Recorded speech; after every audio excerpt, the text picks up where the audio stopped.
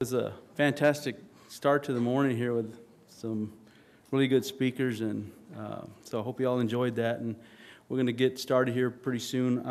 If you've been to the other workshops yesterday, we started off with a little bit of trivia. So I have 3 questions, and those that are correct, we have some gifts for you.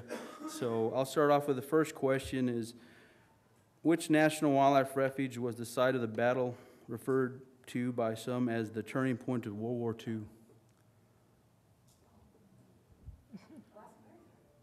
No. Midway. You got. You can pick up your prize at the registration desk if you want. Come, grab this here in a little bit. It's a trip around the world. Yeah, trip.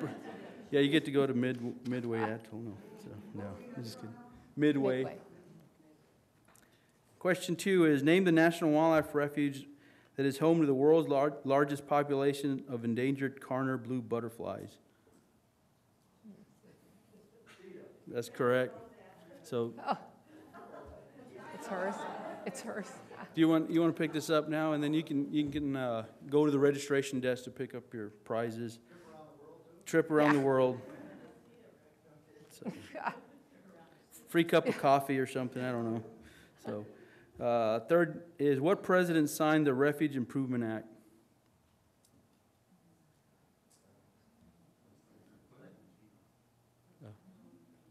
Yeah, Clinton is correct. So you got 2 of them. Wow. So. 2 trips. Anyway, one of the things they've talked about not yesterday but this morning, talked a lot about volunteers, and is brought up, and how important volunteers are to the service. So wanted to welcome you to Aiming High: The Elements of Exemplary Volunteer Engagement. Our speaker today is Betty Stallings. She has a MSW and is an international trainer and keynote speaker, consultant, and author specializing in volunteer management, fundraising, and board development. A lifelong volunteer, Betty has also founded and was a 14-year executive director of a volunteer center in the San Francisco Bay Area. She is a popular trainer and speaker known for her vitality, inspiring message, engaging humor, practical presentations, and valuable resources. Betty has been the president of Building Better Skills for 18 years and teaches at universities, provides training for state, national, and international conferences, and consults with many nonprofit organizations, public programs, and foundations internationally. She has received numerous awards for dedication to volunteerism and philanthropy, has written 6 books, numerous training curriculums, and has 4 training videos. In late September 2010, she released her long-awaited book, Leading the Way to Successful Volunteer Involvement: Practical Tools for Busy Executives. Please help me welcome Betty Stallings. Yes! You have to make up for the empty seats, Well, good morning. It's great to be here. I understand you had a session that ran a little bit over, and so perhaps we'll have a few more join us, and that's really great. Just to let you know briefly, Madison is a really special place for me. Actually, I came from San Francisco yesterday, but my husband and I met at the University of Wisconsin 47 years ago. And so coming back here always brings back a lot of memories, very good ones. We're celebrating our 46th anniversary, and so it's been fun to just have a glimpse again. Actually, the problem is everything that was here when we were here is no longer here. It's changed so much. But anyway, it's great to be here and wonderful to be working with your organization. I really believe in the mission that you have, and so it's exciting to be part of your discussion. I just wanted to let you know that I did read your vision piece that just came out, and I guess I should ask you if you've read it. Yes, excellent, excellent. Yeah, few hands. Of course, I was looking for the words volunteer. I was looking for how the organization was seeing this being integrated into the future of the organization. So I was very pleased, particularly when I got to about the middle, when they started really talking about volunteers. A lot of words like self-directed, self-perpetuating, those kinds of things that are what you're looking for in the future. And I was really interested in seeing that. What I'm really hoping, however, is as you discuss this really great visioning plan, that each component at the end of looking at it, or not at the end necessarily, but that you always say, how can volunteers, how can citizens be engaged in this piece of our vision that they are not currently now involved with? Not just wait to deal with points 19 and 20 or wherever it is, but basically every single step of the vision at the discussion point, there should be some time that says, okay, how are we going to better engage citizens in this work that we're doing? So I really applaud you for the effort of putting this together, and I can't wait to hear what some of the results are as you work with it. So anyway, let's get started. Actually, the seminar is half over. You know that because we're running a little late. But so I might start talking a little quickly. I tend to be a very interactive trainer. This environment is not going to be conducive for that because I have this barrier here. So if I keep bumping into it, you'll know it's just because I normally, and somebody that walks around the audience and talks with people, but because of the videotaping and other reasons, they've asked me to be here. So I will do what I'm told. And there also are going to be handouts that are just, there's a double-sided handout because there is an exercise that I want you to be involved with as we talk about this morning, and it will be coming any moment now, I'm sure, right? It's probably, yes, in process. I'm sure it's in process. But let me just go over what we're going to be covering in our really quite short time together. And I'm going to encourage you to be as involved as you can, although we're not going to be able to have time for a lot of questions.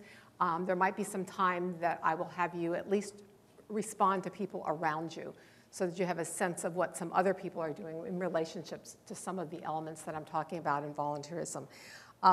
What I want us to start with is going to be talking about what are the trends? What do today's volunteers look like? What are they responding to? How do we need to respond as organizations? Because we need to know this, particularly as you all are moving in the future and trying to be doing things differently.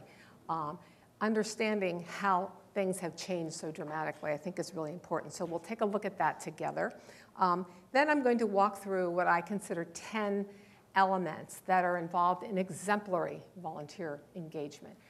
And I pull from my almost 40 years of working in this whole profession of engaging volunteers. And these are the things that I have seen over the course of the time I've been involved that I say, wow, when an organization has these elements, the volunteer program is spectacular.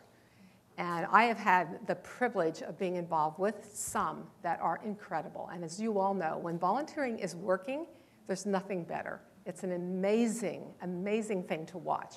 And when it's not working, it's not very amazing. It's a little problematic. And so what we're going to be trying to talk about today, and what I want you to be constantly saying to yourself, how does this translate into my situation, into the position I have, whether it be volunteer or paid? And I'm going to ask that in just a minute. But constantly be thinking about how are you doing in relationship to a lot of what I'll be talking about. Let me just ask for a minute, though, about who's in the room. How many of you, or is there anyone in the room whose position in the organization is a volunteer, coordinator, manager, whatever title, at the facility in which you work, and that's what you do? I mean, I'm sure, well, they just put their hands down. I know there's always lots of other things, but essentially the organization is expecting you, in a sense, full-time, plus, of course, all the other things you do, but that's your job. Any hands? The two that went up just went down.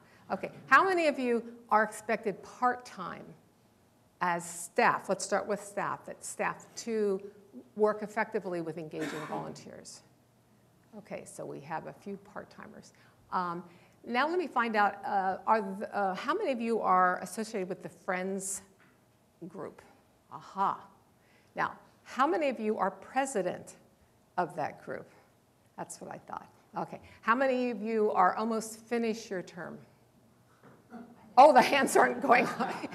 So in other words, when you say yes to this job, it's it can go on for quite a while. Well, we're going to talk about that, okay? Because that's one of the things you probably need to change. Because, see, the people that are standing in the wings that might become the president are watching you. And every year you take it for an additional year. They go, uh-oh. When I say yes to this, that's not what they really mean. They mean I'm to do this until somebody else will come and do it. So, you know, really working on how we work with leadership with volunteers. Anybody from the national, regional areas of the organization whose job is to oversee some of this work in terms of volunteer? Ah, one. Okay, and where are you located? Madison, Wisconsin. Excellent, okay. Nobody else from the national, regional? Okay, I might need your assistance if there's a question asked about policies, that sort of thing, so I'll keep my eye on you. So thank you. Okay, let's start with, I don't think we have the handouts yet here, but let's start with looking at some of the trends that are occurring with volunteers. Those of you who are volunteers are seeing it from the perspective of being a volunteer. Those of you who are staff are saying, what's happening that's different that we need to respond to so that we're effective in engaging volunteers? And I'm going to mention quickly about 10 of them, and then I'm going to give you just a few minutes to at least respond to each other in terms of how are these impacting your ability to effectively work as a volunteer or to engage other people, other citizens in this whole work that you're doing. And so let me just mention, well, I'll put these up here. You can take notes on them. I have a handout that you will get some of this information. But obviously the first thing that's affecting, has anybody in this room not been affected by the economy situation? Yeah, that's what I thought. Well, of course, volunteerism has been dramatically affected by this whole economy situation that we've been in for a few years. Interestingly enough, volunteerism has actually increased because, of course, the number of unemployed has increased dramatically, and a number of people who are unemployed are utilizing volunteer opportunities to make contacts, to feel good about themselves during a time when they aren't employed, that sort of thing. But it's also creating some real challenges, financial challenges for both volunteers, for the organizations that they serve. Staff, and I don't know whether this is happening, but my sense is in most organizations around the country, are getting smaller. And so what's happening as we are inviting more volunteers in, a lot of times, and staff, ask yourself this, there's a sense of, wow, wait a minute, I might be what? Starts with an R, replaced. So a lot of times dynamically, when the economy is as it is now, and everybody says, just bring more volunteers in, there's going to be a natural resistance in a staff that doesn't know next week if they have their job or not. So working through the dynamics of this in terms of this economy are always a challenge. And a lot of organizations don't think about the impact on the staff or on volunteers. And it's something that's really important to spend some time with. So the economy, certainly. Technology, huge. How many of you have been doing some of this work for at least 10 years? 20 years, yeah. Well, you know as well as I do that dramatic change in our capacity to use technology to recruit, to orient, to do training, to design new ways that people can volunteer in an organization. And just out of curiosity, those of you who are really engaged with the technology, and particularly as it relates to volunteers, has anybody done anything really unique, say in the last 6 months, that is taking technology to a new level in terms of your effectiveness in working with volunteers? Anybody have a really interesting one that nobody has an interesting one? Well, yes, we have one no, right. Any one at all, Well, It's been interesting in that it's been difficult because I think that we're going to get to the fact that a lot of volunteers are old. Who may not Watch that. Yeah. Watch that. Yeah. No, I understand what you're saying. Yes. Right. It's a generational issue. Yeah. Oh, we even had a geocaching. Right. I've seen that. Yeah. A whole lot of volunteers can't explain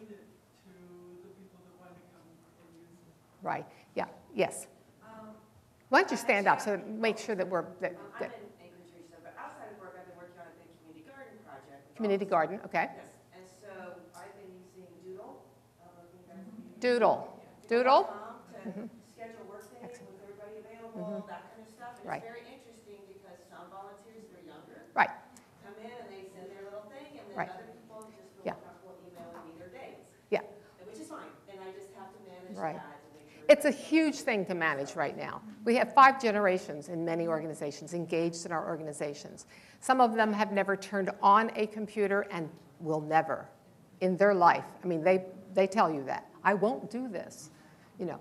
And then there's the one that comes in that it's sort of an extension of their arm, something, you know, that they're working with all the time. And these people up here who've never turned one on cannot understand what's going on at the fingertips of the young people. So it is a challenge, but it is a phenomenal opportunity to reach out and to connect and to have people connecting with each other in ways that we've never done this before. But again, is it easy? No, because we have this very different generational kind of situation going on where some people are very comfortable, some people are not, and create some issues. But we have to talk about that in our organizations. Short-term interests. The number one thing about volunteerism today, which is problematic probably for a lot of those of you who are engaging volunteers, is they want, at least initially, to be engaged in a short-term situation. And I could ask you why, but this, the why is pretty obvious. They've watched what has happened to people in the past. You join, where's the exit door? How do I get out of here if it's not working for me? So a lot of people, I think today, are coming in on a short-term basis, basically to check you out. They're not making a commitment beyond today. And so that first experience had better be what? Fabulous. And you had better engage them in a way that they think on the way out, I'd sure love to come back and be engaged with this organization. Wow. But I think a lot of people are thinking, people are just going to work short-term. I think they're coming in and taking a look and saying, is this a place I want to contribute to and give my time? The other thing, it's sort of funny, I see organizations still using the word committee. Here's the committees you can sign up for. Well, how do you get off one of those? Particularly if they're standing. A standing committee is really bad. So even changing the word and changing how you put work together, calling it a task force. A task, we want some people to put their minds and their arms and everything around this task. And it starts here, and here's where we will talk again about what comes next. But rather than this thing called, you're on the fundraising committee. What does that mean? Most people certainly don't sign up for it because they have no idea what it means, or they do know what it means, and they say, I'm not doing this anymore. I'm not doing this anymore. So the short-term interest thing is definitely something that's new with volunteering. It used to be people they got involved with the hospital, they became involved with some organization, and they stayed. Do you want to just hand those out? And they stayed forever. And we know today that's not the way it is. There's too many options for people to choose from.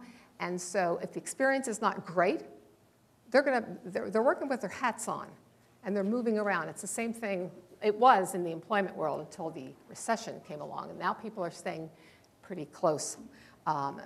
They're just happy to have a job. How many of you are familiar with the term voluntold? You know what I mean. All right. Again, another trend. Okay, I'll tell you. Another trend in volunteering is that more and more people who are coming into volunteerism have been, in a sense, told, expected, required, whatever, from some other source. It could be the university says if you want to graduate, you have to have this internship. It could be working off a fine. It could be a couple that retires and the wife says to the husband, if you don't get out of here and volunteer, that's a voluntold. When they show up at your door, someone sent them there. She's in the car waiting. And so what we need to do with rather than judge it, it's crazy to go, oh, I know why they're volunteering because. What we need to start doing is saying, okay, we know there are a lot of people who volunteer because someone else has suggested that they volunteer. So how can we reach those people, and how do we make an exchange so that their needs can be met and at the same time we get ours met? A lot of high schools now, I'm sure some of you have worked with high schools, have the requirement, right, to graduate. Now, when do they usually show up? About a week before the graduation occurs. And then they expect you to suddenly find something to help them graduate. Is that your mission? Is it in your mission statement anywhere that your responsibility is to help young people graduate? I mean, it's a good thing, but is it part of your mission? So what I suggest for people to do is say, okay, we know in our community we have a high school that requires certain kinds of volunteer engagement before they graduate. So what do we have here at our refuge or wherever you are that we could effectively engage these kids? And you go to the high school with those ideas in October. And you say, by December, we need to see you. And we have fabulous ideas and ways for you to do this. But in a sense, you become in control of that. So looking out at who are the voluntold and thinking, can we effectively utilize these people? And you go and you sort of set the parameters and the possible ways that people could be engaged. So that's voluntold. Many people now, and particularly baby boomers, and you've read this, and I'm sure you've heard it in other sessions, they're the best educated that we've had coming along in terms of generation. Many of them are coming into nonprofit organizations wanting to do higher level work. And frequently in the past, volunteering has been something you sort of helped out. You came in and, the silent generation, older generations, just basically said, I just want to help you out. What is there here to do? And that's generally not the way people are coming in now. They're coming in sort of with ideas of what they want to do. They're going to, if they're a Generation Xer, they'll tell you. And they'll also tell you what you're doing wrong. By the third day, they will have the thing worked out. And that sort of gets people, going, whoa, who are these, kids? But actually, in many ways, a lot of them coming to us now have had so much experience, and they look at things really quickly, and they make assessments, and they tell you. And as far as I'm concerned, I actually love that. I'd rather that than somebody on the parking lot, which is more typical of older generations. They don't want to tell you directly. They would rather do it on the parking lot with each other. That doesn't move an organization forward. Much better that you have good discussion, whether people come with different ideas. And we want to encourage that as we move forward. But high-level skills, pro bono, how many of you are working with corporations today? Some of the corporations now, more and more, if there's any trend now, corporations are not giving as much money, but they are doing a lot more with pro bono. And again, you need to get there and offer them the kind of opportunities you have for team building, for all kinds of things that they're looking for in building their staff. So that's a really important one. People are wanting to volunteer in groups. Again, I think there's safety in coming in with a group rather than coming in by yourself. And again, when a group comes in, although you have to spend a lot of time, have you been a part of the day of this and the day of that and the day of, there's 37 of them now, I think, or there's so many of them that people are going, can't do this anymore. And I suggest that you say, which day of makes most sense for us? Can we do 2 or 3 effectively? And what do we do with those folks when they come that day? It's going to take you more work probably than you're going to benefit that day.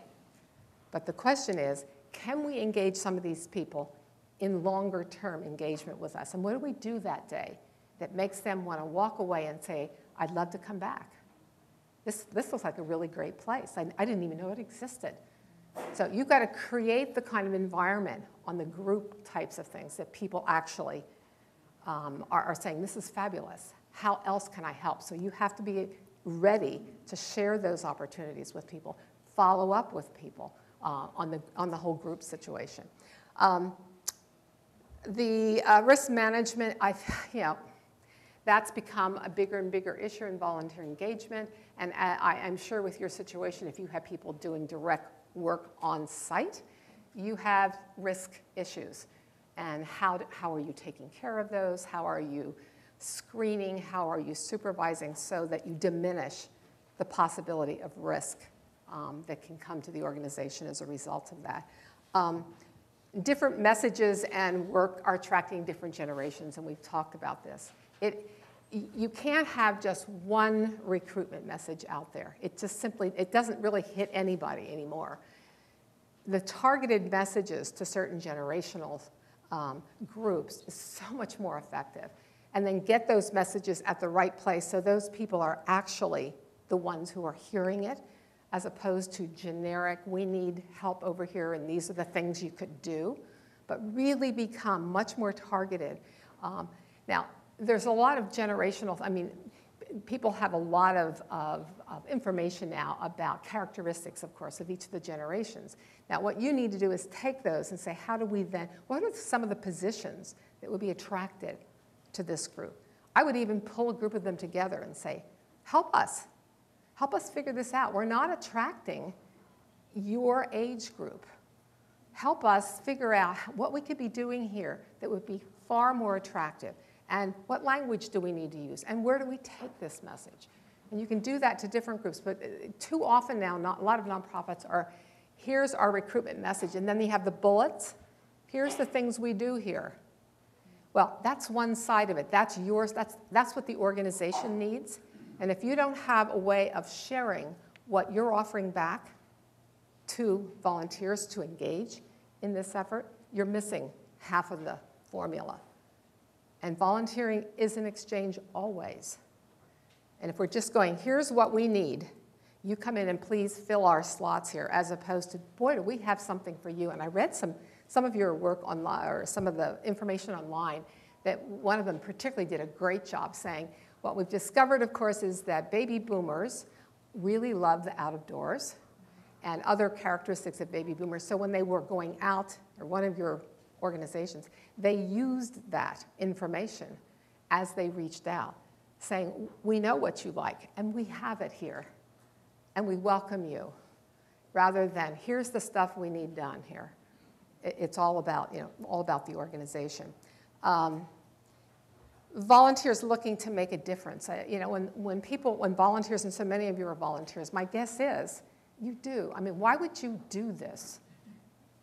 I mean, sometimes I do volunteer work, and I come home and my husband will go, because I'm complaining and I'm carrying on and blah, blah, blah, blah. And he says, why are you doing this? And it really catches me, because that's a very good question to ask. And it's usually because ultimately I'm doing this because I want to make a difference in something I care about. I really do. Well, in an organization like yours with so many people that you have to involve, how do you get back to people sometime and let them know that their voice, although maybe it didn't accomplish, the aggregate of the voices didn't actually accomplish what you were looking to do this time, but you're closer. Thank you. We are now closer. We now have 2 more congressmen that are, talking to us. What is it that you can say to people that says, it's important what you did?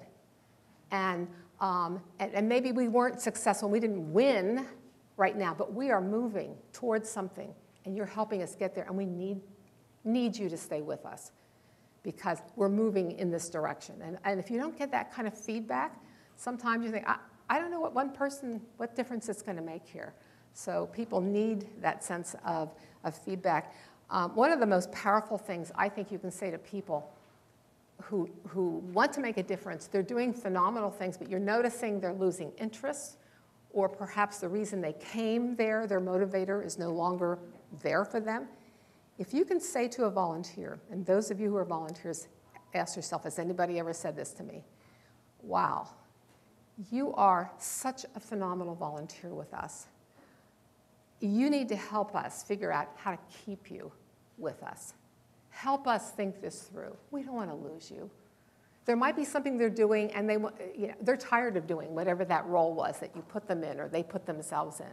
So saying to a volunteer, you are so valuable to us. Help us help us understand how can we keep you as a friend and an advocate forever. That's the most powerful thing you can say to a volunteer. A volunteer who's thinking of leaving, someone says that will turn their head around. Wow, they noticed. They noticed what I'm doing here, and they're saying, okay, there might be other things you want. We don't want to pigeonhole you forever in this, so what else can you be doing? We have to remember that volunteers, so many of you are volunteers, this is discretionary time. This is your free time, and you have to make choices over thousands of things you could be doing in your discretionary free time. And so now I'm talking to the staff in the organization. Please remember that, because volunteers are saying, I'm going to take the very limited discretionary free time I have, and I'm going to give it to this refuge here because I really care about this. And boy, we had better pay attention and better respond to that, because that person could be doing what else? Anything. Off to the movies, take the trip around the world, whatever. But they have said, this is so important, I want to do this. Now, a lot of people today need a lot of flexibility. Volunteers need, so if it looks like I have to be there every Tuesday, or this commitment doesn't have any flexibility, people are running in other directions. You have to be able to say to a person, yes, we do need people on these times, but we have a system that works out so that if you can't be there, you find someone who can cover for you. But we set those kind of systems up. Either the volunteers do or organizationally it's set up. And then the last thing, building leaders. Now, how many of you are the leader? I asked you that question earlier. How many of you are the president of the Friends Group? Okay. So, and how many of you have done this job for 5 years or more? Anybody 5 years or more? Oh, you're not going to raise your hand, I know. Okay. Pardon? What was that? I'm sorry, I missed that. I said they're too tired to raise. Oh, yeah, right, I know, they're too tired. But we as organizations have to think a lot better about how we build leaders, how we support them, how we let them go when they're finished their term, but keep them involved somehow in the organization. We aren't very good at that. They are so tired at the end of whatever amount of years they're giving that frequently they fade. They've had it, they have about killed themselves. And a lot of times I see organizations when they do recognition programs, they pick the person who said yes yet again. And in fact, I was at a Salvation Army National Conference, and they were the Volunteer of the Year. And this is a true story. 17 years the woman had been president of the Friends support group. She got the award for the Volunteer of the Year. And I sat there in the back of the room and I thought, oh. Now, obviously she's a wonderful woman. However, as I said earlier, everybody else who's looking at possibly becoming this leader position is going. Every year she says yes again, they run a little further. So this organization really, I was giving them feedback after. I said, you know what? You really need to start thinking of recognizing volunteers who's been a leader in the sense who has let go, has empowered other people, and they are doing phenomenal things. And that person gets the Volunteer of the Year, not the doer who's done it for 17 years and will do it yet again if no one else will do it. But the person who has been a true leader, who has learned how to let go and resource other people to be successful. Sometimes those people, they don't look like they're doing anything. That's a big compliment, by the way. If you are a leader and it doesn't look like you are doing anything, chances are you are providing resources for others to be successful. That's a huge job, but it doesn't show a lot of the times, and we don't recognize that with volunteers in our organization. But we've got to, I can do a whole seminar on how we build leaders, but we're not doing a great job with that, and we need to do a whole lot better job because people today taking on huge commitments, they run because particularly younger generations. They're going to spot this so fast And they're not going to want to be, so you're going to have to think in terms of co-leadership. You're going to have to think of a lot of interesting new ways to provide leadership in organizations that will be attractive to new generations.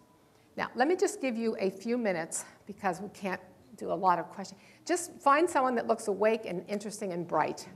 And just for a minute, yeah, right, that might take a while, right? All right, just give a little feedback.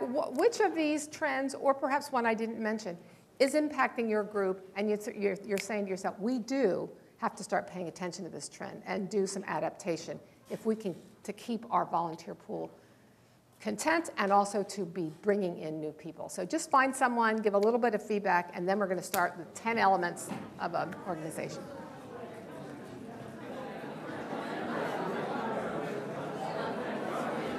We were short about 20, and the copies and asked for more, they didn't give me that. So basically, this side that's bad. About 20 people on this side. I don't know how that's going to work. We're going to make it, have people share. Do you have my copy of that? Bring it back. Yeah, I need that because I'm going to be working. Can you see if you can get it? Yeah, thanks.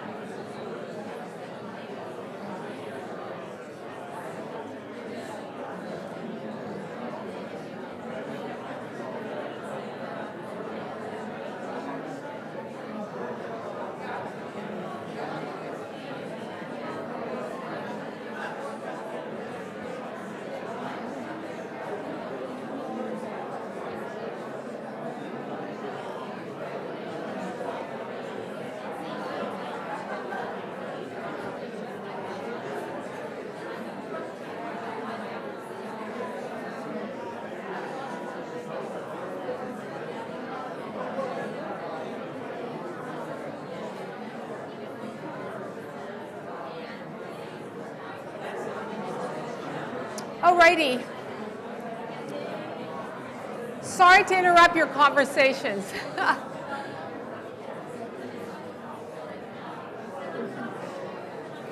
The fact that you are all talking, and I'm assuming you are talking about this, see, that's another reason I like to move around an audience, because when I give people something to do and I listen to what they're talking about, sometimes it has nothing to do with what we were just discussing. But apologies to you in the sense that a lot of, I'm going to cover now, the 10 key things that a terrific volunteer engagement it has as characteristics. This should be an all-day, minimum all-day, just to let you know. I'm quite aware of that. And so I apologize in advance, but this is the task that I was asked to do, and I'm going to try to do the best I can. And you are going to be getting a lot of resources. You're going to have access to actually $84 worth of resources, books that I've written, all kinds. I'm going to give you the link directly. Oh, I'm being worshipped. So just to let you know that there's going to be a lot more than what I'm going to be able to talk about here. I mean, there's an amazing amount that needs to be discussed, that needs to be really, dig deeper. So you will get a lot of information, and I'll share what that is. Did you have a, yes? Can we commit to being here till It's fine with me. My plane's not till 2:15, so you know what? What we'll do at 12 o'clock, certainly to honor the fact that it's supposedly over at 12. All right, people can leave, and if others want to stay, I'm perfectly willing to. I mean, I have so much to share, and for me, it would be great if that time, people that have questions, because then we could really have an interactive. It's difficult when things are being a video to do questionings because I have to repeat it and all that sort of thing. So let's do it that way. Is that okay? At noon, if some of you are holding some questions and you'd like to just sort of gather around here, I'm very happy to do that. Very happy to do it. And thank you for bringing that up. Okay, another apology. Apparently, they did not copy enough handouts. So those of you over on this side of the room were looking the most brilliant and the most capable of writing. So sorry. So this side of the room are happy. They all have smiles on their face because they have it written down. You all are going to have to, if you're interested, in the 10. And they're not going to be making more. Is that correct? The copier is slow. Okay. So, but you are fast. So you can take these down. And what I'm going to want you to do, again, is to say, okay, how are we organizationally in reference to these 10 characteristics? And again, each one of them is a lengthy seminar in itself, but over the many years that I've worked with programs throughout this country and all around the world, this is what, when I sit back and say, okay, what comprises a fabulous volunteer engagement effort? What do I see happening? And so you might be surprised at some of these, but I want you to be thinking larger organization. Those of you who are in the Friends group, think about the larger organization that you're serving in terms of how they are working with you as well. But the first thing that I would mention is that the executive and governing board, whatever that means in your organization, are actively committed to a vibrant volunteer engagement. And a lot of times I hear people say, and from the highest levels, volunteers are the heart and the soul of our organization. I've heard this a billion times. And my next question always is, so if they are, help me understand what you are doing to support this so it is a vibrant, energized group of people engaged in the organization. So first of all, I look at the highest levels of an organization. One of the things I do, which makes some people squirm, is I ask people at the highest levels of organization how they are engaging volunteers in their enormous job. How have they brought in interns that are working with them in their work, that sort of thing. Because if that's not modeled at the highest levels of an organization, that's sending a message that volunteering starts here, somewhere in the middle of an organization and down. And it's not threaded throughout an organization and supported.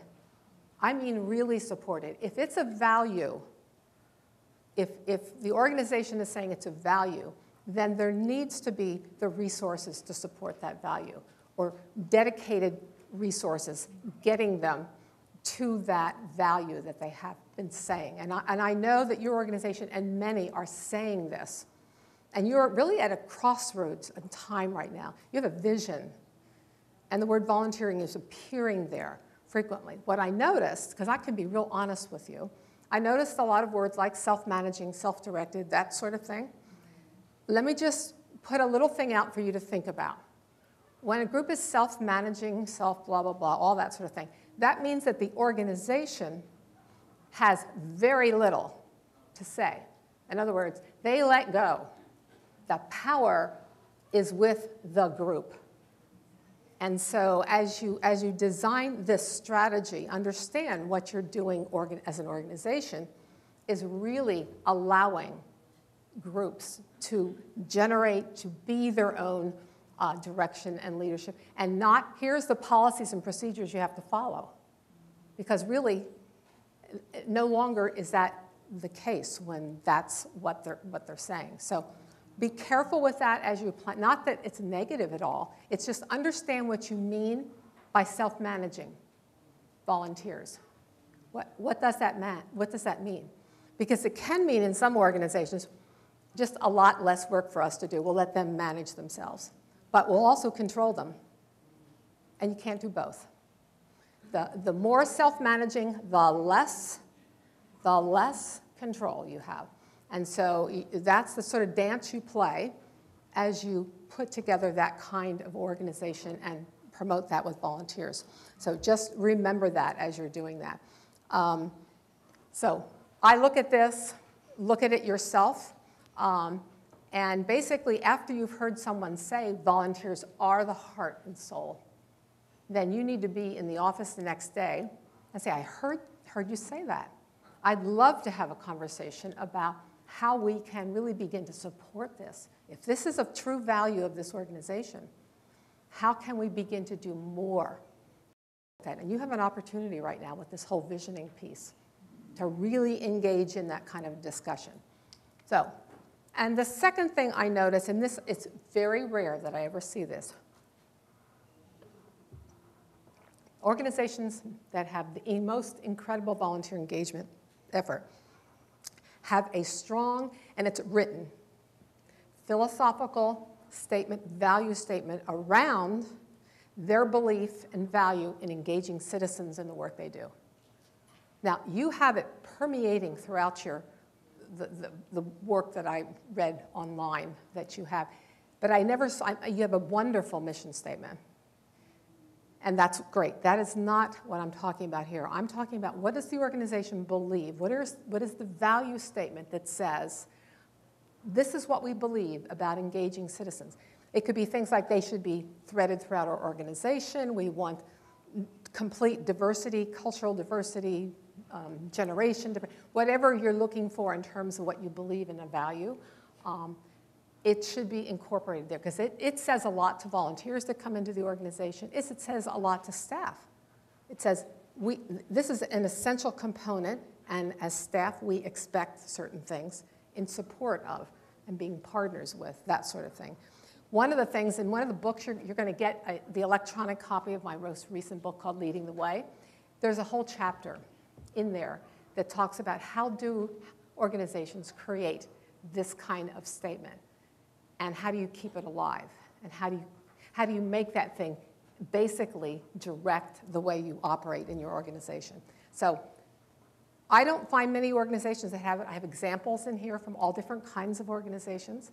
I actually worked with a hospital in Toronto that ended up putting their value statement in the lobby of their hospital. And boy, is that powerful. That's not something that's on somebody's computer or that we did at some retreat and who knows where the stuff is now. It's a powerful statement. This is what we believe about engaging citizens in the health and the work that we do here at our healthcare facility. So lots of suggestions of how to do that.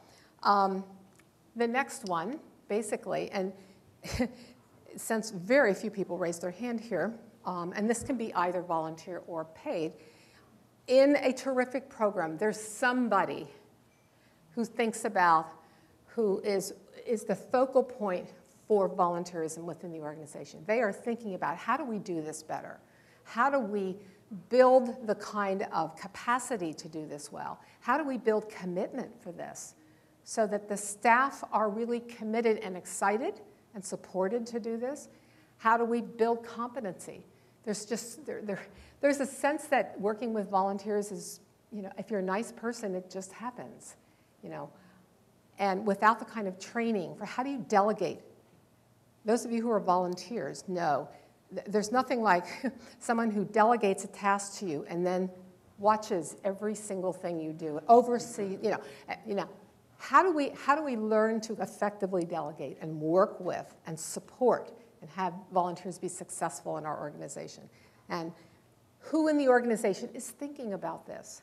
So see, if there's no one in the organization who is thinking about how do we do this, then chances are it will never reach its potential. It's just one person does it well. This staff person loves it, loves volunteers. They do have a great friends group over here, not so great over here, rather than some sort of sense of a feeling in the organization. There's leadership, someone thinking about this, someone really constantly saying, how do we do this better? What do we need to do? What are some new ways we can engage volunteers that we have not done in the past, and really dig into that kind of thing.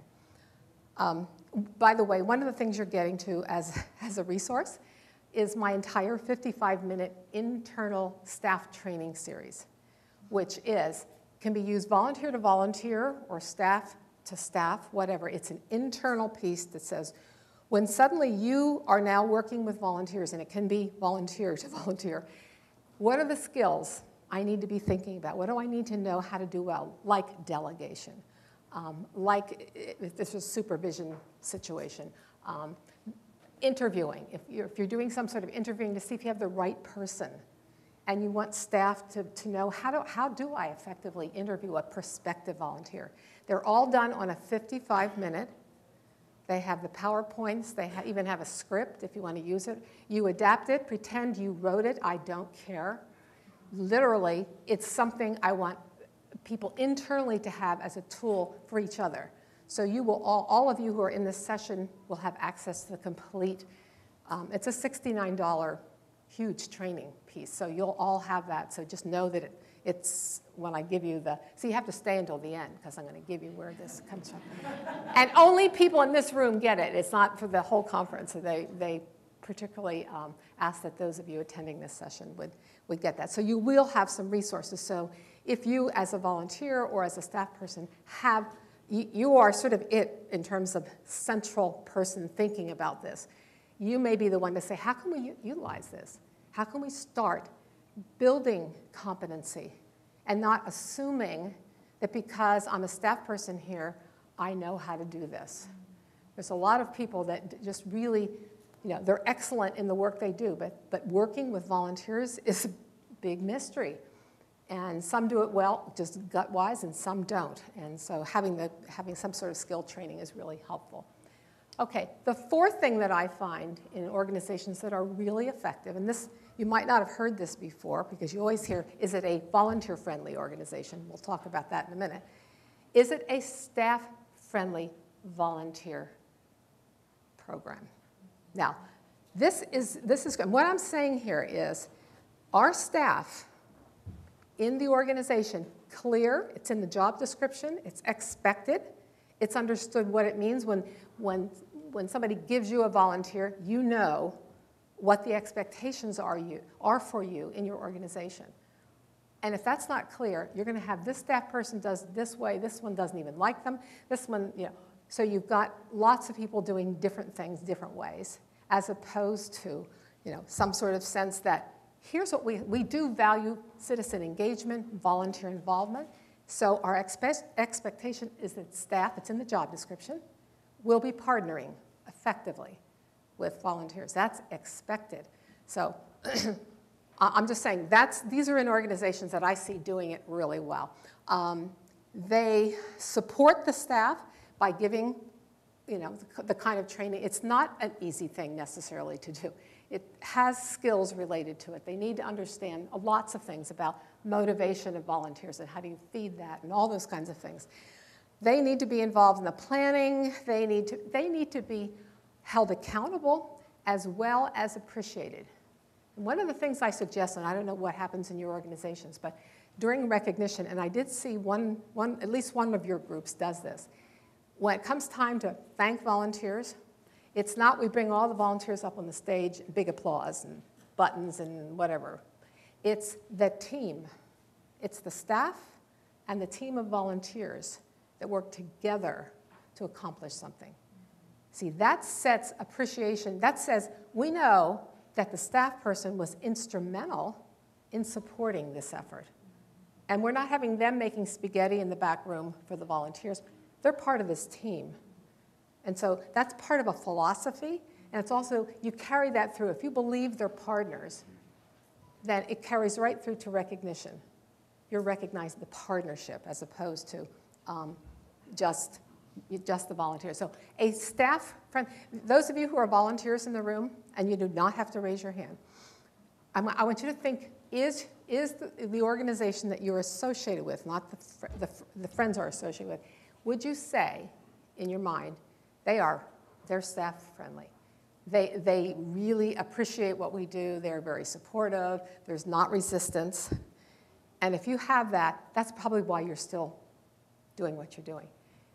Because in organizations where the staff is resistant, where there's not training for staff to do it, where it's not done well, volunteers have a million other things they can do.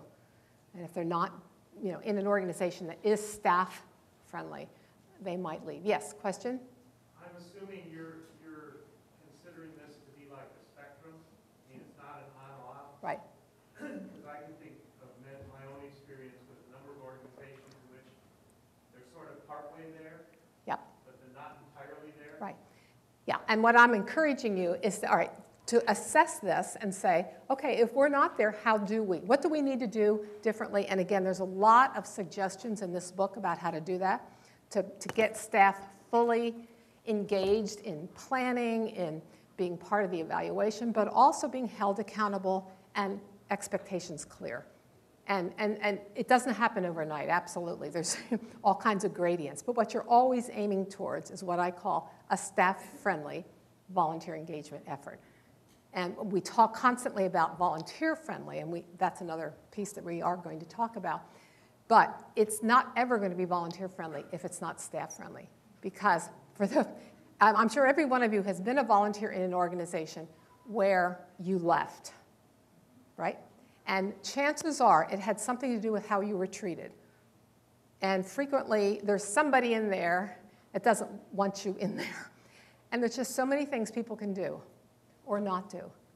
Like not saying to you when you leave, thanks for being here today. Gosh, you're fabulous. What a powerful thing to send somebody on their way. And organizations that don't do this, people leave and they go, I wonder if anybody noticed. Or if they're doing something online. Now so many people are working at distances, and your organization particularly has people working remote from the site. How do you let them know? My husband, we have a therapy dog, and he takes our therapy dog to the library, a program called Pause for Reading, P-A-W-S. And amazingly, when kids who have reading problems read to dogs, this is truth, read to dogs who, of course, do not criticize them or anything. They just fall asleep. Anyway, so he does this at the library, and the gal she's not a volunteer coordinator in name, but she's the one who thinks about this. Not too long ago, she sent my husband an email in the middle of some who knows what day. It wasn't his birthday, it wasn't anniversary of anything, it was in the middle of something. His office is across from mine in our home. And it was a short little email, and it said something like, Charles, you and Sammy's our dog. You and Sammy are phenomenal. I watched you last night working with that child who's struggling so hard to read. Thanks for being here, and thanks for continuing to support this program. All right. My husband used to be a general manager of a fairly large corporation. General manager, if you know, is the one that has guns at their head the whole time. It's not a pleasant job. So he didn't have much recognition other than, you better get this done, buddy, or you're dead. He gets this email on a Tuesday morning from someone, and he downloaded it, first of all, and came into my office, and he said, wait till you see what I just got. And I said, what's that? And he showed me the note from Sue. And then he said to me, and listen to this because this is the power of simple recognition. Do you think I should send this to our daughters? I mean, think of that. I mean, here's somebody who's been pretty high up in a corporation. Life has been pretty good for this guy. He got Sammy and you are phenomenal. And we watched you with that little child. Thank you. And he's saying, should we send it to, yes, send it to the daughters. They will have no idea what it is. But yes, but it was one of those things I thought, wow, such a little piece can mean so much to some. I mean, he would do anything for that organization. And a lot of it has to do with just the kind of sense he gets of how important and valued he is in that program. Okay, the fifth one, volunteers bring diversity into an organization. A lot of times I go into organizations and the staff have a certain look, they talk, they almost sort of start looking alike. and sound alike and dress alike and all this kind of stuff. And then, of course, they attract volunteers that what? Look alike, sound alike, blah, blah, blah. So you got the whole group looking just alike. And I'm thinking, oh, wait a minute. You have an opportunity, and particularly an organization like you have 40,000 volunteers. Here's where you reach out and bring in diversity, generation-wise, cultural, all kinds of things. That's where you can bring in this if you do it strategically and you think, okay, who don't we have represented? How can we engage them? Do we not have jobs? Are we not reaching out effectively? How can we get people excited about the work we do and engaged in it? And I think the volunteer programs that I think are phenomenal are the ones when I walk in there, wow, the diversity is in the volunteer pool, and it's amazing to watch that. And the staff have not tried to just simply pick people who are just like them. They purposely are reaching out so that they really are, as a citizen, trying to pull people in that they have not engaged in the past. Okay, what I want you to do for 2 minutes, because then I'm going to give you the last 5. So, all right, you've got the first 5. You over here wrote them down, right? Or you're just brilliant. You have all 5 in your mind. These people here have little cheat sheets to look at. Think about the first 5. And again, if the person you were talking to was bright, interesting, go back to them. If they weren't, find somebody else. And just sort of give the first 5. All right, be honest with each other. Are your organizations on the first 5, are you on your way, as you were saying, on your way? Or is this an area you have to start with? Hi, Rickland. They're working for a few minutes. I didn't know you were here. Absolutely. Everything. I understand with your frustration. It's mine as well. Every one of these is a seminar in itself. And what I'm trying to do is to just give you a sense of what the whole looks like when it's working, and also then sharing some resources with you. And I think you have another session on. Rick Lynch just came in. That's who I was just. So hopefully you'll have some additional. But request more sessions on volunteer engagement if this is something useful. Yeah, I'd be happy to. I could work all day for the same price I work for 90 minutes. I do. So, I mean, it's use people that come in. Oh, we have our national person who's going to now correct me. Yes. Yes. No, I'm not. Yeah. I actually don't work for the Fish and Wildlife Service system. Uh-huh. I work in the National Trail System, which is a sister public system. But I work from the nonprofit, the volunteer side. Right. We are all about volunteers. And I would say that, when you asked in the beginning who was here, we all obviously get the importance of what you're talking about. What we really need to do as a community, and what you need to be doing, is getting the professional staff folks. I'd be happy to do that. The Park Service, the Forest Service, the Bureau of Land Management, they all talk all the time about how critical and important it is to volunteers, and they frankly, honestly, give it absolutely no support. Okay. All right. Actually, in asking whom I would be in my audience, the response was it would be mostly staff. So my sense was it would be mostly staff. My assumption would be, I assumed as I came in here, as I was beginning to meet people, obviously volunteers are coming in here, and you're absolutely right. But you have power as volunteers to begin to make this kind of thing happen. I mean, you are the power in this organization. Without the citizen engagement, and also, this is where it started. This is where almost every nonprofit starts, with citizens who care about something. They create organizations or programs, and then what happens is it gets, obviously staff get involved, which need to be. Frequently, it gets staff overload or driven, such that the volunteer piece is just sort of a nice part that supports the staff. What I'm finding now nationally in a lot of organizations is there is this going back to, in a sense, our roots, and becoming much more engaged and more effectively working with volunteers. Like I was working with a group of volunteers not too long ago with a fundraising situation. they were the ones who fundraised for this particular nonprofit that I was working with. And I said to them, because there was not enough money to support the volunteer piece, so they were raising money for the mission. That's the traditional pattern, right? So I said to them, try this, and don't tell them where the idea came from.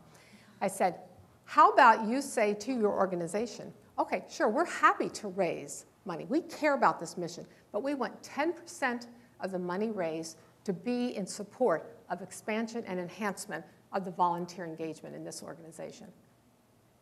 What are they going to say? Think about it. Think about it. Volunteers are raising the money for the mission.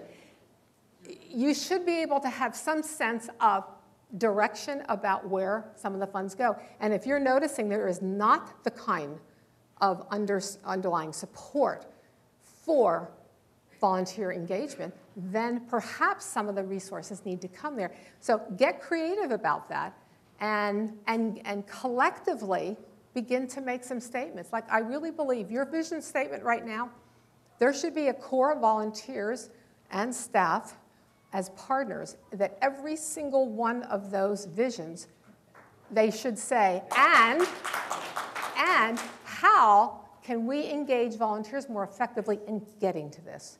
Not point 19 and 20. I mean, those are great, 19 and 20, whatever they are. I forgot, I wrote them down.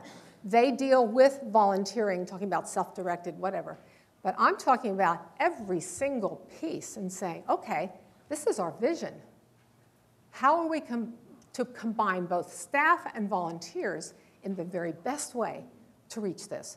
And what happens in organizations is that's not discussed until after it's all figured out, and then someone says, oh, we need help here. So I say be at the table. And many of you are presidents. You're leaders. They depend on you. Step up to the plate, get there.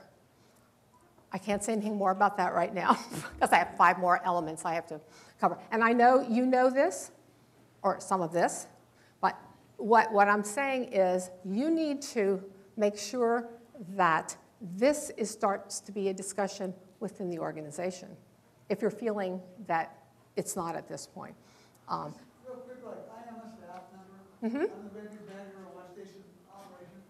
And I think, given what I've heard, it sounds like, as might be expected within any organization, there's different levels of support for the volunteers. They're all volunteers. That means there's got to be some level of support. Okay? If you feel that your refuge manager or whatever doesn't have the information, share it with them. Right, exactly. Go back to your station. It may be, and then myself, some of these points I've been in volunteer training for. Some of these points are new to me. Some of them I've known for a long time. Whoever you're involved with and coordinating with your staff may be new and not know any of it, may know some of it. Okay. And just to let you... Let me just say, the statement I made, I recognize in all of the public agencies, there are wonderful people Absolutely. who are great working with volunteers. My experience at working at the Washington level and in the intermediate levels, there's a lot of talk about really supporting that. And you don't even get close to the 10% that you were talking about in terms of funding support. That's what I was talking about. I was in no way trying to disparage the good work of a lot of people across the country who are doing it out of their own, you know. And let me just point out something else. One of the book that you're getting, one of the pieces that you're getting is literally what I think you're asking for. It says for busy executives, but my intent really was for this to be, and it's all resources, it's not like heavy-duty reading. It's resources that say, okay, if volunteering needs to be at the table discussing strategic planning and all of that, why do we need to be there? Why does our voice need to be at that? Well, then there are pieces in here that basically build the argument for why you need to be there. So or how do you design a philosophy statement? Same thing. Lots of resources so that you as a volunteer internally or as a staff person could share with executives. Executives haven't had this training. And so we're expecting them sometime to be doing things and they haven't had it. So that's why I wrote this book, because I thought, we're asking and expecting, and we haven't given them the resources to do this either. So it's a complex situation to work with, but I think the most powerful people in a system are its volunteers, and that can really make things happen if they speak up at the, and get at the tables of discussion to really move the dot. If you're at 10%, let's see how at the end of the year we feel like we're here. It's not going to go like this. It's going to be a slow progression. Let me just walk through quickly the other ones, since these people do not have those.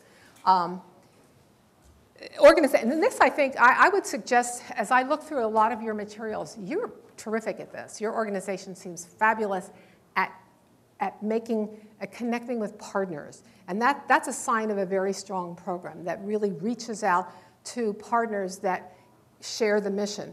What I'm wondering is, did any of you, say in the last 6 months, reach out to a partner that maybe is unusual or different, or perhaps you didn't think of them initially, but all of a sudden the connection was linked, and there you had a new partner? Just a few of those, because all the natural ones, I've seen, but is anybody doing anything different with a partner? I have an aunt who is extremely capable in her mid-80s, and she's bored to death with crafts. And so we got her friends at the nursing care facility to do all of our mailings. Okay, what she's saying is that they're now using a nursing home to do mailings because those people need to feel significant. So what I'm saying here is go beyond those that you all know, Boy Scouts, Nature Conservancy, all that. You seem to be terrific at that. Push yourself to say, where else? Because what you seem to be trying to do is reaching more people. How do we get the word out to more? So if you begin to partner with a group that maybe doesn't have the same mission you do, but there's a possible connection there, and at the time they provide some service, you also give them some education or whatever it is that you're trying to do to expand the number of people that know the work that's being done here and become advocates for you. So anybody else have another one real fast? Yes. Yeah. We tied in with Ford Motor Company. Ford Motor. Ford Motor Company has a huge volunteer force that I Excellent. Yeah. And so just Yeah, the whole corporate thing, I think I mentioned a little earlier, huge trend. Corporations all over the country now are really looking for opportunities to engage their employees. Get there, talk to them, find out what they're looking for before you tell them what you need, and then you figure out, do we have an opportunity that will meet their needs? And hopefully when they come on site, you provide an opportunity where a number of those people will stay friends with you forever. Not just today, but they'll be advocates for life. Friends today, advocates for life. Yeah. One other, yes?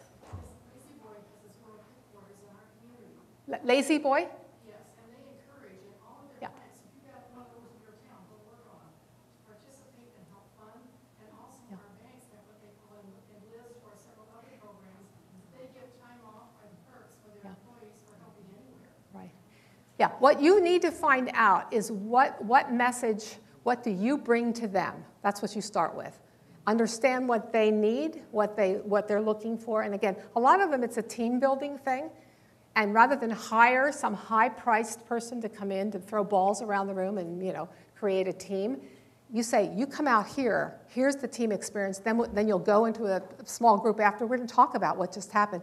You can provide all kinds of resources, information. So you're, in a sense, giving them a gift. But a lot of times, don't wait for them to find you. You've got to look around your community and say, where could I go where there might be some groups that I hadn't even thought about yet? Just get a task force together of real right-brain people and just say, come out with 10 new ones. And you can't come out until you have them. Just give them a lot of food, close the door, and say, here's your task. And when you've got 10 new ones and a strategy to reach them, you're released. That's the way I think we've got to use the best talent we have around. Get people doing things that they do best, and then there'll be other people that are strategists. They can think about how to do this. I've got to move on since it is 12. I'm going to go really fast here. Organizations that make effective use of technology. I think, again, I saw a number of years doing this very well. Again, push yourself. This is the new young people coming in. They're the ones that can certainly let you know what you should be doing, how to do it, that sort of thing, and engaging those folks. Organizations that are really terrific are deemed volunteer-friendly. You know what that is. Those of you who are you're still here. Most of you must work in an environment, as this gentleman said, that is volunteer-friendly, or you probably wouldn't be here today. But what you need to think about are, what are the people who didn't stay? What happened to them? Why aren't people staying? What are the things that make you come back? And everybody needs to answer that. And then say, does that happen here in our organization? Are we doing everything we can to make people want to come back? And what are those things? What makes a volunteer-friendly organization? Volunteers are engaged in a significant act of strategic planning. And I mentioned this earlier, all kinds of resources for that. Organizations that are doing a phenomenal job with volunteers, that voice, whether it's from a volunteer or from the staff person who represents volunteers, is at that table. Everything that's discussed, every new idea, how could we engage citizens in this effort? What new things could we do that we aren't doing right now? And how do we incorporate this? And the last thing, basically, I believe, and I see in an organization that gets this, and certainly yours is one that does, they're the greatest public relations asset you have. Problem is, and particularly in an organization like yours where you have so many thousands, and try to stay in touch with them and make them feel like they are really contributing, how do we retain these people so that they remain for us advocates for life? Maybe they're not there every day or active in the sense that some of you are, but they are advocates for you. A lot of that has to do with communication back.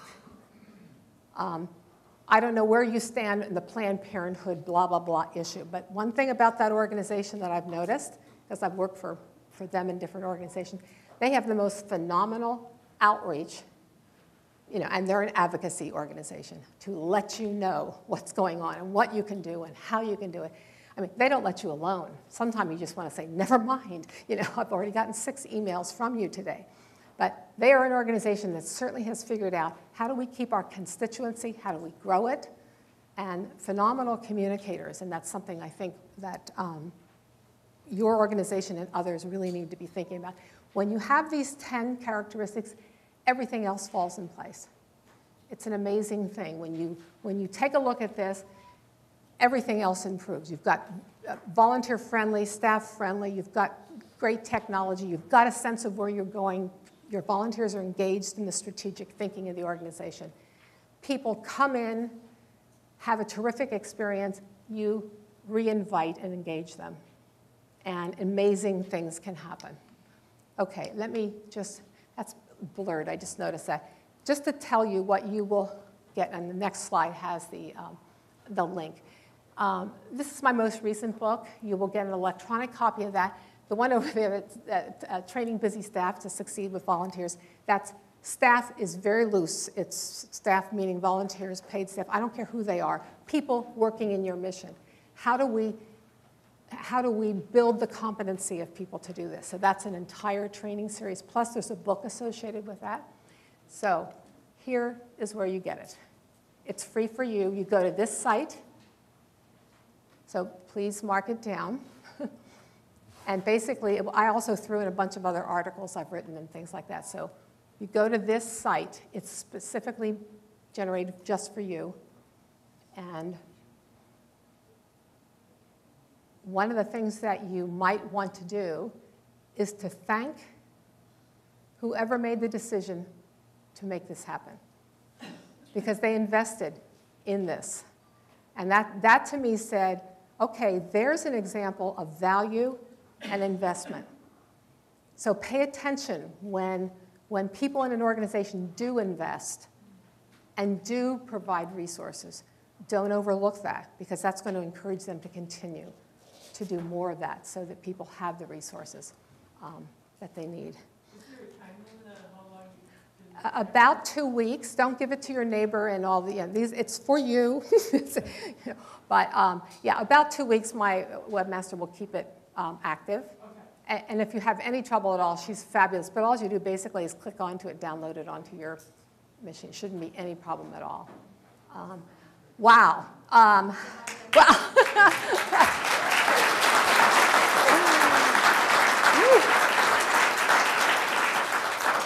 Thank you all. This is, I apologize again, a lot of stuff to cover.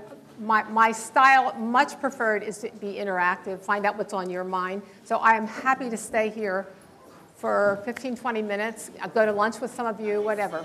That once we download it, we can share it with our board. Yeah, you can share it with your entire organization. Just, you don't give it to the Girl Scouts or the, that sort of thing. Right. Real quick question. Yeah. Check that in. Yes, Are we gonna get there? you will go to the site.